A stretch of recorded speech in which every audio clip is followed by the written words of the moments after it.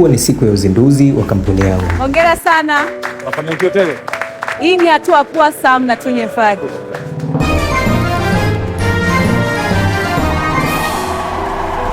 Mimi pamoja na rafiki yangu Tony tulialika ndugu, jamaa na marafiki kusherehekea pamoja. Asante marafiki, tunashukuru Sam. Biashara nzuri sana. Hongera sana Sam.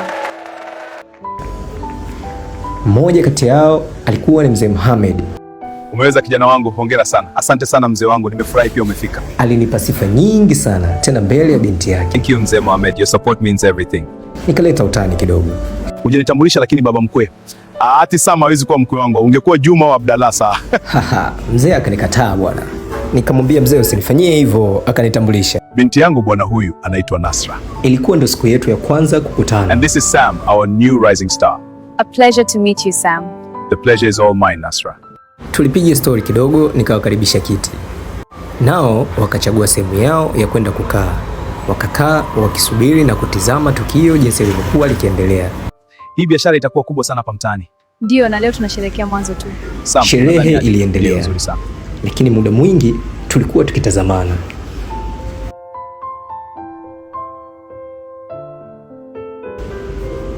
Nilisubiri nikamwona akielekea chooni.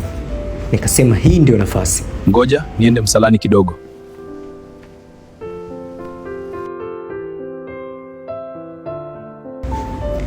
Nilimfuata, nikazungumza naye. Nipo tayari kuwa Abdalla kama ukinikubalia kuwa wako Nasra. Na tukaanzia hapo. Ni miezi 6 sasa imepita tangu niwe na binti Nasra na nimesilimu kwa ajili yake. Kwa hiyo utaendelea kujiliza hapo mpaka saa ngapi? Nimekuuliza swali, nataka jibu. Sam! Jina langu. Una nini lakini?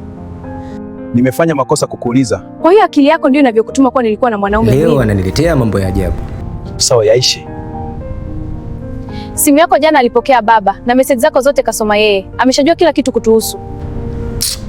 Ananifanya mimi mtoto mdogo. Nitakutana na Tony ataniambia ukweli.